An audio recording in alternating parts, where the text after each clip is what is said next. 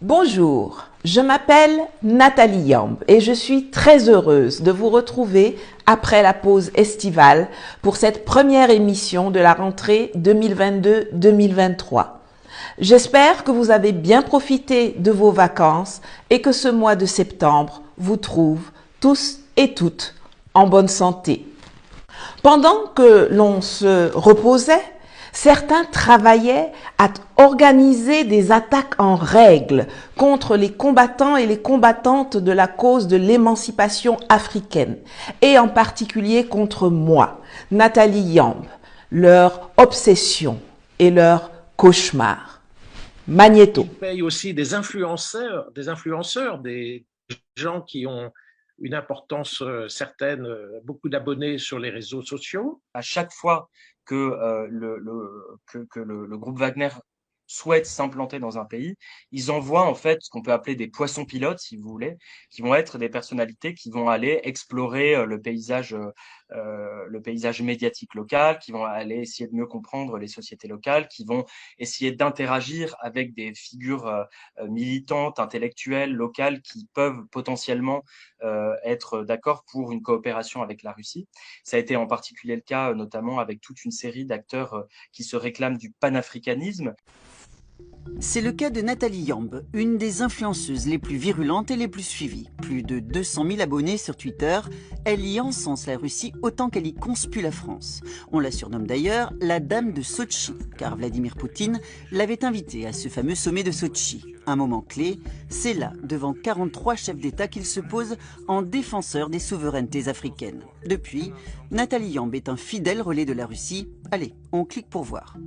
Peu de dirigeants ont en effet l'audace de se positionner à contre-courant de la minorité de pays qui veut imposer son narratif, ses émotions, ses palabres et sa vision du monde au reste de la planète, en isolant et en sanctionnant la Russie. Discours devant les ambassadeurs français réunis à l'Elysée, Emmanuel Macron a demandé hier aux diplomates d'être plus réactifs sur les réseaux sociaux pour riposter aux attaques que subit la France. Oui, attaques téléguidées notamment par la Russie et principalement en Afrique. Le mensuel Jeune Afrique vient de publier une enquête sur la façon dont Moscou a fait monter le ressentiment anti-français sur le continent à coups de fausses nouvelles relayées par des médias locaux. Wagner finance aussi des journalistes, des contenus, des articles offerts clé en main et s'appuie sur quelques influenceurs qui comptent des centaines de milliers d'abonnés sur les réseaux sociaux. Et dans l'immédiat, la une de Jeune Afrique est détaillée par Norbert Navarro.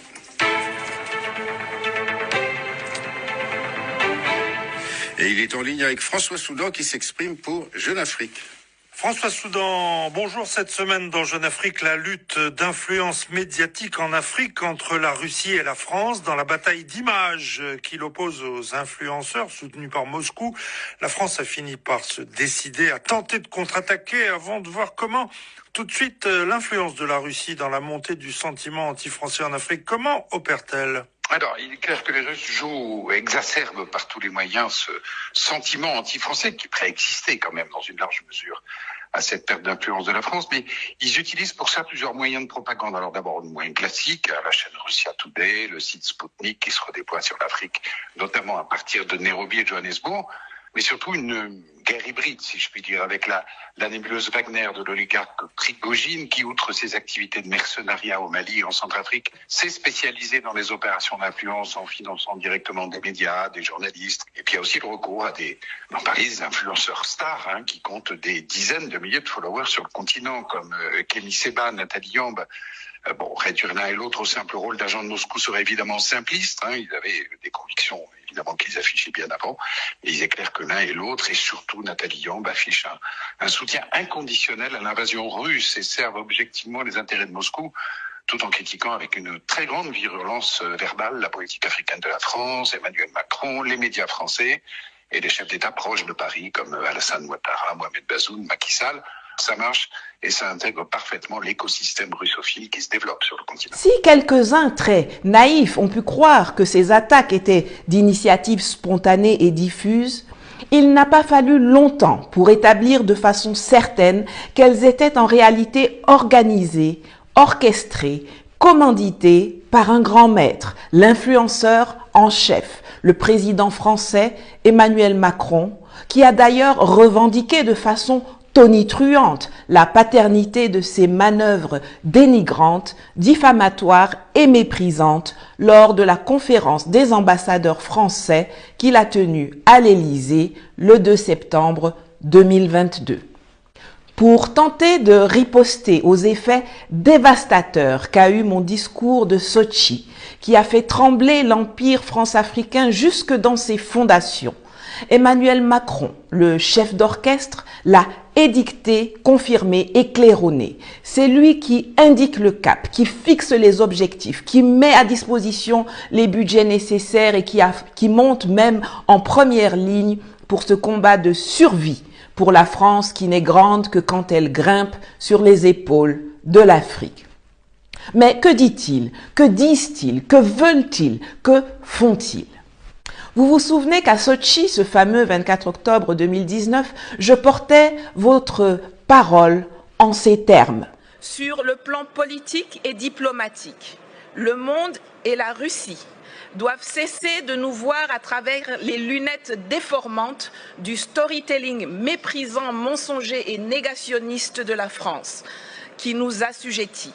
Nous nous étions fermement engagés à combattre le narratif mensonger que la France fait circuler sur nous, sur l'Afrique, sur notre dignité, notre liberté, notre développement, notre culture, nos pays et notre devenir.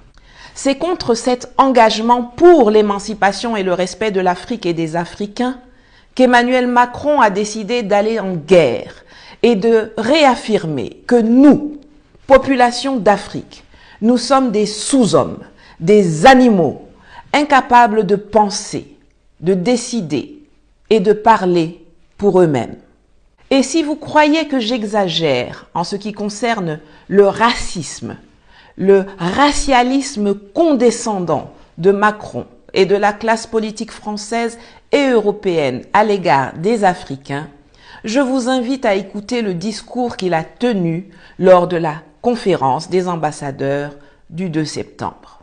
Alors qu'il venait de dire au ramassis d'incompétents rassemblés devant lui, connus sous le vocable de diplomatie française, que leur rôle est de continuer à discuter, même et surtout avec les gens avec qui la France n'est pas d'accord, en faisant allusion à Vladimir Poutine, il instruit quelques instants plus tard de combattre et de faire taire par tous les moyens ceux qui en Afrique sont en désaccord avec la France. La deuxième chose dans ce monde complexe, c'est qu'il faut assumer à chaque instant de pouvoir et de toujours continuer à parler à tout le monde. Mais il faut totalement l'assumer. Et il ne faut céder à aucune forme de fausse morale qui nous impuissanterait. Qui a envie que la Turquie soit la seule puissance du monde qui continue à parler et à être membre de l'OTAN, dois-je le rappeler, et à parler à la Russie? Oui. Le métier de diplomate, c'est bien de parler à tout le monde, y compris aux gens, et surtout aux gens avec lesquels nous ne sommes pas d'accord. Parlant d'influence, je veux ici aborder aussi un levier plus défensif, et c'est une mission nouvelle des dernières années, mais qui doit être au cœur des missions du réseau. Le monde a changé, je l'évoquais, et notre pays est souvent attaqué. Et il est attaqué dans les opinions publiques, par les réseaux sociaux et des manipulations. Le continent africain en est le meilleur laboratoire. Alors, par tout ce que je viens de dire, je veux qu'on sape en quelque sorte les sous-jacents. C'est parce qu'on aura une vraie politique partenariale qui passe par la culture, le sport, qui valorise nos diasporas, qu'on enlèvera, si je puis dire, les sous-jacents du narratif russe, chinois ou turc qui vient leur expliquer que la France est un pays qui fait de la néocolonisation et qui installe son armée sur leur sol. C'est ça ce qui se passe. Donc il faut casser en quelque sorte déjà parfois les éléments qu'on leur laisserait à utiliser. Mais on doit être beaucoup plus agressif, mobilisé sur ce sujet. On discute avec ses semblables, avec ses égaux, mais certainement pas avec ses moins que rien à la peau foncée, qui, par une erreur de la nature, ont l'audace d'occuper le si riche continent africain tant convoité. Ces gens qui sont si loin, qui nous sont inférieurs et qui, à la différence des Occidentaux et même des Orientaux, sont dénués de complexité, incapables de nuances, de paroles et de choix pertinents. Dans la vision et le narratif de Macron et de ses prédécesseurs d'ailleurs, l'Europe, c'est pour eux. Et l'Afrique, c'est aussi pour eux. Et si par malheur l'Afrique devait échapper à la France, alors elle ne pourrait appartenir qu'aux autres, aux Américains, aux Russes, aux Chinois, aux Turcs, aux Indiens, aux Iraniens, à tous les autres, mais jamais aux Africains. Mais quels moyens s'octroie-t-il pour passer à l'exécution du plan correctif, du plan de riposte à l'éveil des consciences africaines que j'incarne et que je porte au péril de ma vie et de mon bien-être? Dans les années 60, les autorités françaises s'adressaient pour cela à des chefs d'État individuels. Houphouët-Boigny, Senghor, Eyadema. Ceux qui étaient d'accord restaient dans leur fauteuil et ceux qui n'étaient pas d'accord étaient éliminés, tués, renversés, grâce aux mercenaires français comme Bob Denard.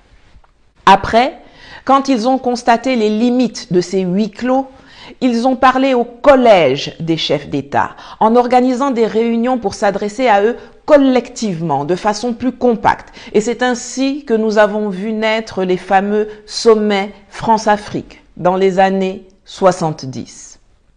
Cependant, se rendant compte que cela n'empêchait pas les pénétrations commerciales d'autres acteurs internationaux, à l'instar de la Chine, du Japon, de l'Allemagne, etc., sur le sol africain, ils ont décidé de parler à tous ceux qui s'expriment en langue française, réunis au sein de la francophonie. Mais cela n'a pas non plus permis d'atteindre l'objectif escompté. Alors, ils ont ensuite décidé de passer par les sociétés civiles, en les organisant, en les finançant, en les corrompant, en les achetant pour qu'elles influencent pour leur compte.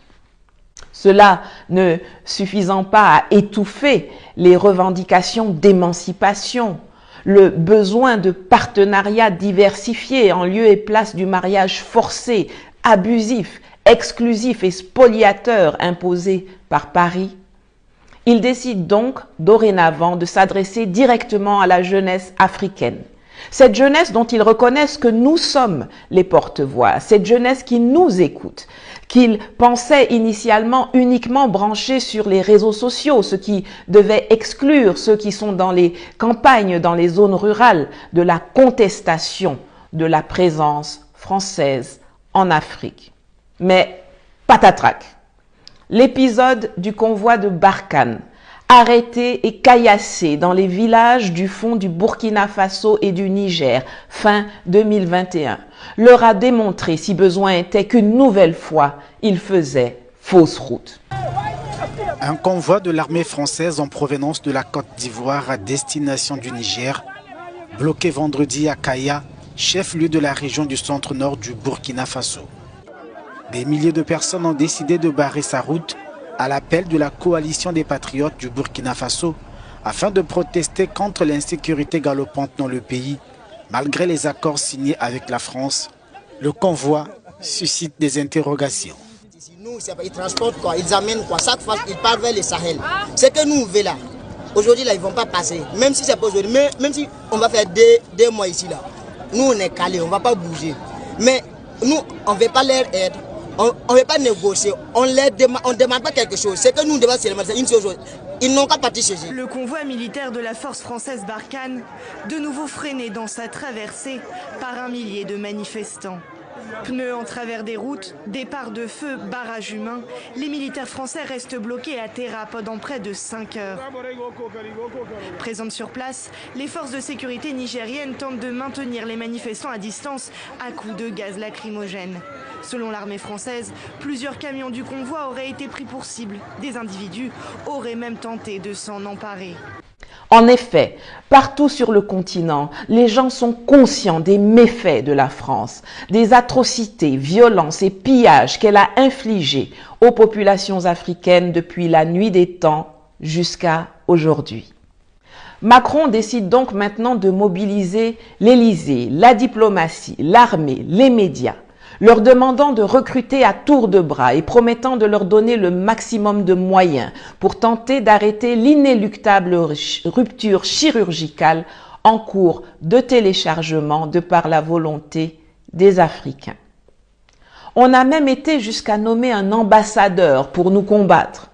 Mais comme ils nous considèrent comme des sous-hommes, les cancres en pantalon et en jupon se succèdent à ce poste, avec le résultat misérable que l'on voit. Leur comportement, leurs agissements, la mobilisation des services et des moyens de l'État français me coûtent cher, personnellement.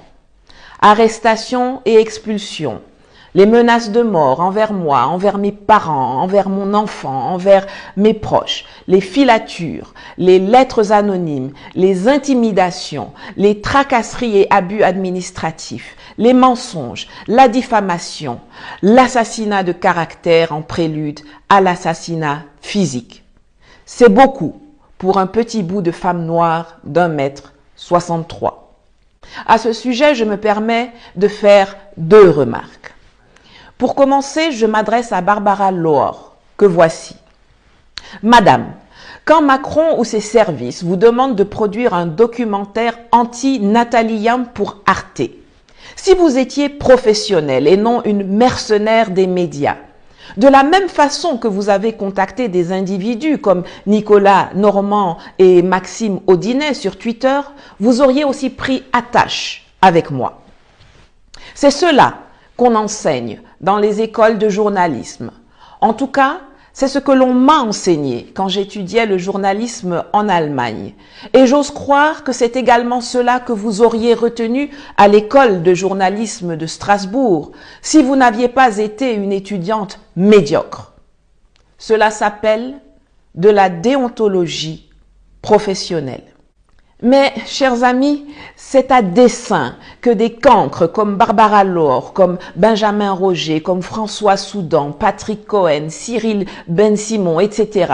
sont recrutés et mis à contribution pour ces basses besognes. Car le but de la manœuvre n'est pas de fournir l'information, mais plutôt de manipuler l'opinion.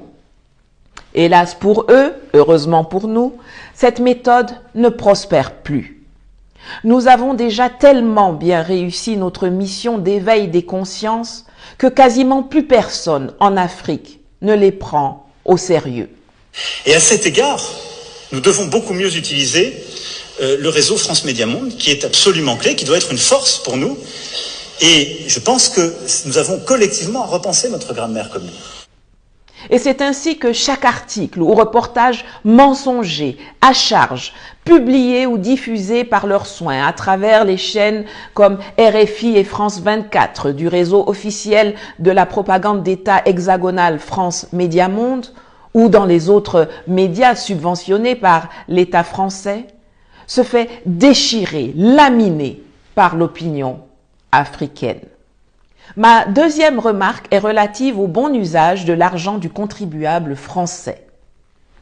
Puisque malgré le fait que je passe mon temps à vous dire que le combat que je mène est celui de l'affranchissement des tutelles d'où qu'elles viennent, que nous voulons être des Africains qui ne sont la propriété de personne, vous répétez depuis Macron lui-même, en passant par ses ambassadeurs, ses militaires, ses journalistes, puisque donc vous continuez de cultiver l'idée que je suis stipendié, payé par Poutine, par la Russie, la Chine ou la Turquie, mais la solution est toute simple. Si ce n'est qu'une affaire de mercenariat financier, d'argent, de corruption, et vous parlez avec tellement d'assurance de ma prétendue rémunération, de mes honoraires, de mon salaire, comme si vous étiez en possession de mes si fantasmés bulletins de paye, il vous suffit d'ajouter 1 rouble, 1 euro, 1 CFA, 1 dollar ou même 1 satoshi sur ce que Poutine me paie, selon vous, pour que je me mette à votre disposition. De la même façon que vous avez payé et intégré dans vos rangs des gens comme Achille Mbembe, Kako Nububko, Tidiane Thiam, Lionel Zinsou, Felvin Sarr, etc. Pour qu'ils se rallient avec véhémence à votre cause ou se taisent.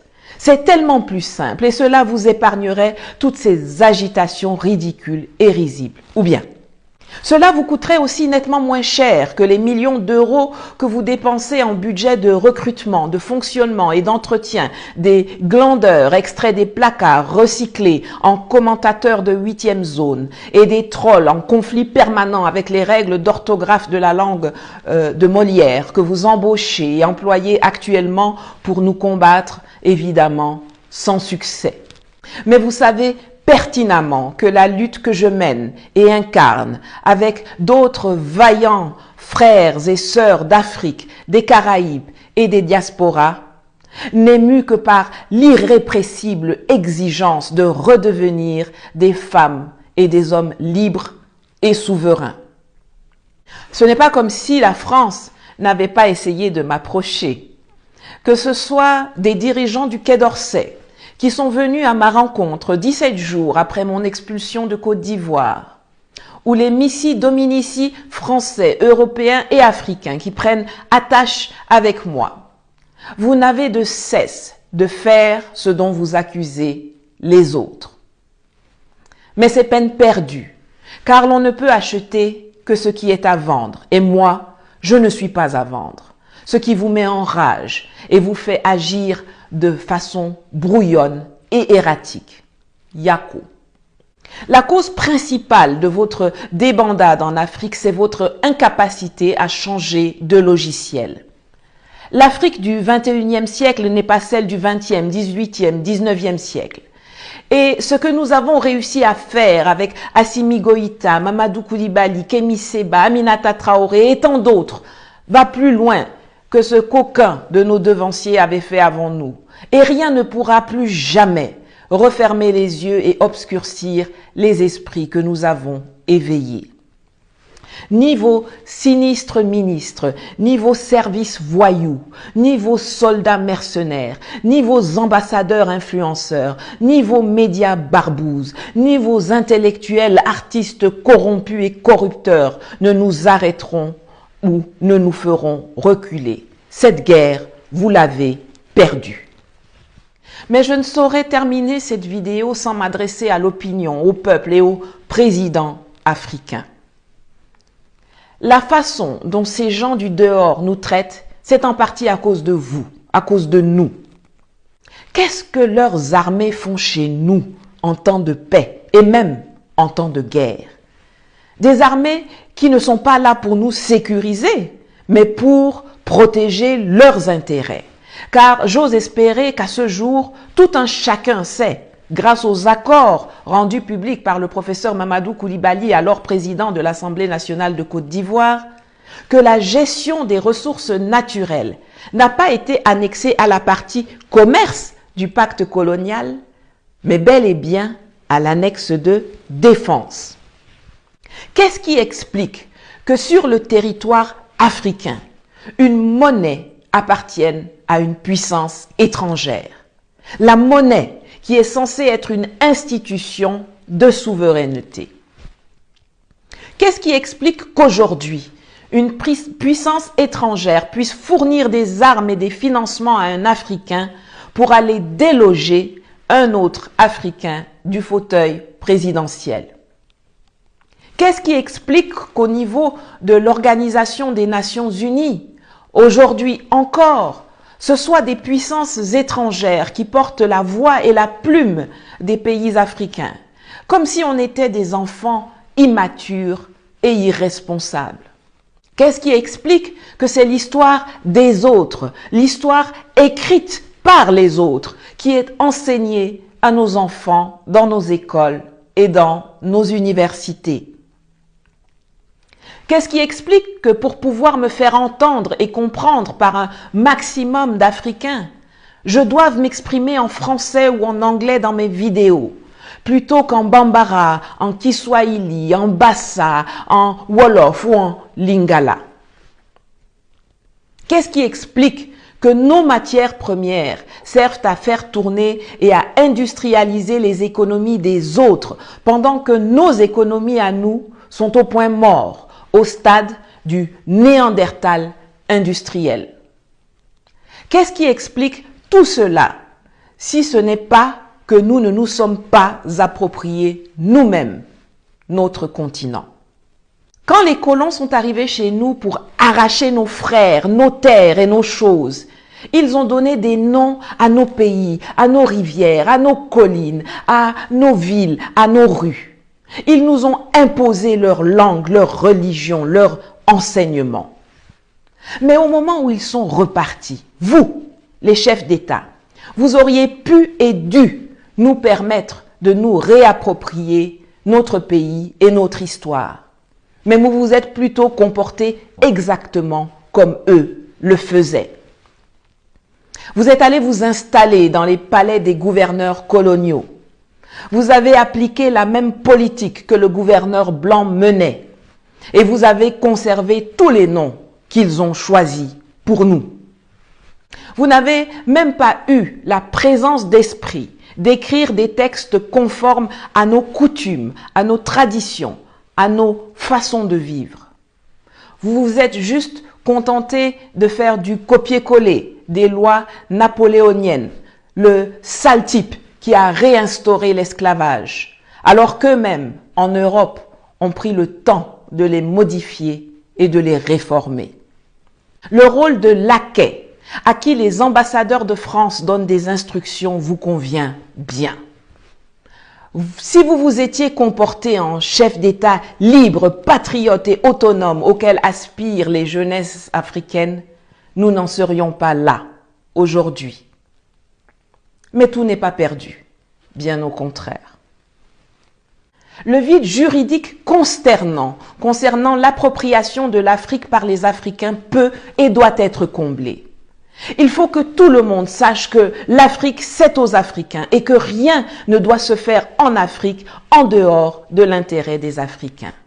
Il faut que cela soit dit, écrit, répété, enseigné, appris, martelé, gravé dans le marbre. Il faut que ceux qui gèrent nos pays puissent être capables de démontrer que ce qu'ils ont fait durant leur mandat est dans l'intérêt de l'État, du pays et des populations qu'ils dirigent. Et pour cela, il faut que des dispositions contraignantes soient inscrites dans nos constitutions.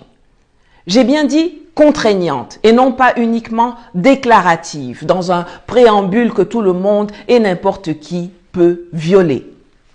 Au Mali et en Centrafrique, des révisions constitutionnelles sont en préparation. Messieurs Assimi Goïta et Faustin Archange Touadéra, c'est à vous que je m'adresse ici particulièrement maintenant, mais pas uniquement.